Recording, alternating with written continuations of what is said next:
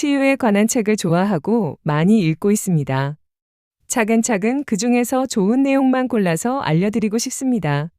브랜든 베이스의 치유, 아름다운 모험책을 소개해드리려고 합니다. 책에 대해서 간단하게 말해드리자면 작가인 브랜든 베이스는 어느 날 배에 빛이 볼 만한 종양이 생겨서 수술이 불가피한 상황에 처하게 됩니다. 그녀는 스스로 내면의 치유의 힘을 공부하여 종양을 수술 없이 사라지게 만들었습니다. 그녀가 사용한 방법이 바로 세포 치유입니다. 세포 치유라는 건 처음 들어봤지만 책을 읽어보니 루이스 헤이의 치유와 비슷했습니다.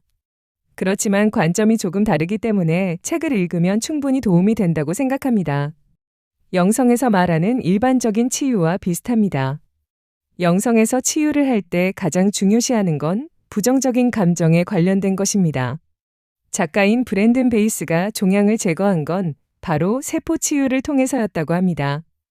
이 세포 치유라는 건 암의 원인인 분노라는 감정을 받아들이고 그 분노라는 감정을 내려놓았기 때문입니다. 암의 원인이 분노라는 것을 많은 사람들이 알았으면 좋겠다는 생각이 듭니다. 저는 사람들이 암에 걸리는 이유가 그냥 운이 없어서 혹은 잘못된 식생활로 인해서 그것도 아니면 스트레스로 암에 걸렸다고 생각했습니다. 정신적인 스트레스를 원인으로 지목하면 너무 광범위합니다. 그 중에서 분노의 감정을 알아챌 수 있다면 질병에 걸린 몸을 좀 더 빠르게 회복시킬 수 있을 것입니다.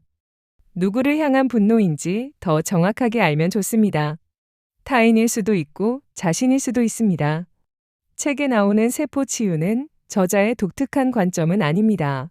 저자가 유명한 학자 디펙 초프라 박사의 강연을 들으며 알게 되었다고 했습니다. 제가 치유에 관한 책을 많이 읽으면서 알게 된 것이 있습니다. 제대로 된 방법으로 명상하면 치유될 수 있다는 것입니다. 모든 감정을 내려놓고 비우는 게 핵심입니다. 제가 해보면서 느낀 건 실제로 치유가 잘 되지 않는다는 것입니다. 명상을 제대로 하기 힘든 것이 가장 큰 원인이고 그 다음으로 머릿속에 깊이 박힌 고정관념 때문일지도 모른다는 생각이 문득 들었습니다. 감정을 내려놓고 흘려보낸다는 건 생각보다 쉽지 않고 굉장히 어려웠습니다. 디펙 초프라 박사는 어쩌면 사람들의 그 틀에 박힌 깊은 고정관념을 없애기 위해서 과학적인 실험을 하고 그 실험 결과를 사람들에게 알려주는 것 같았습니다. 제가 가지고 있는 고정관념은 이런 것들입니다. 부정적인 감정이 어떻게 질병을 유발한다는 거지? 원망하는 누군가를 용서하라니 절대로 못해. 아니면 한심한 내 자신 절대로 용서 못해? 이런 생각들이 누구나 마음속에 있지 않나요? 저만 그런 걸지도 모르겠습니다만. 그래서 저는 비슷한 류의 책을 계속 읽게 되는 것 같습니다. 이런 고정관념을 없애고 스스로 확신을 가지기 위해서입니다. 이제 초프라 박사의 세포 치유에 대해서 자세하게 알아보겠습니다. 초프라 박사는 과학적인 관점에서 브랜든 베이슨의 종양이 어떻게 사라졌는지 알 수 있는 단서를 제공합니다. 핵심은 바로 퇴화하는 세포에 저장된 기억들을 중단시킬 수 있고 한번 그 패턴이 단절되면 새롭고 건강한 세포들이 퇴화된 세포들을 대신할 수 있다는 것입니다.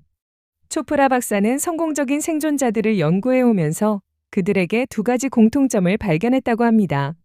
먼저 그들은 그 어떤 공간에 들어가 존재의 침묵과 무한한 지성, 그리고 정신 너머의 지혜와 닿을 수 있었다고 합니다. 이 문장은 원문 그대로 가지고 온 것인데 좀 어렵습니다. 개인적인 생각으론 부처님이 말한 진공묘유 상태 같은 게 아닐까 추측해봅니다. 모든 것을 비운 상태 말입니다. 영점장이라고도 합니다.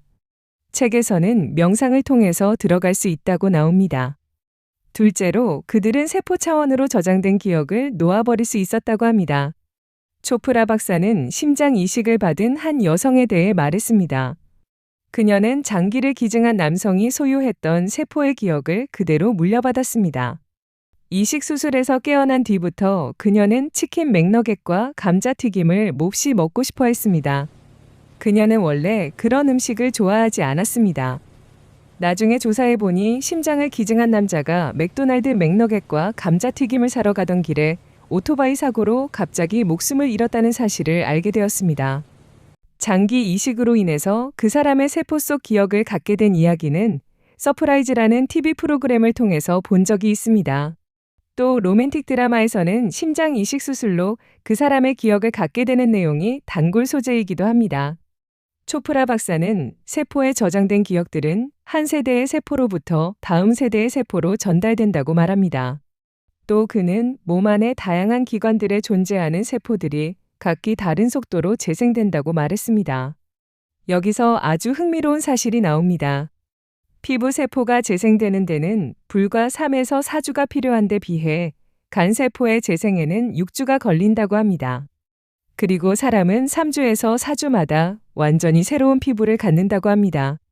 나흘이면 사람은 완전히 새로운 위벽을 갖게 되고 더욱 놀라운 사실은 모든 눈세포가 이틀마다 완전히 복제된다고 합니다.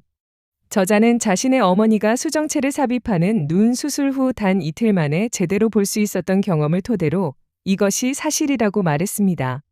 저에게도 정말 신기한 내용이었습니다.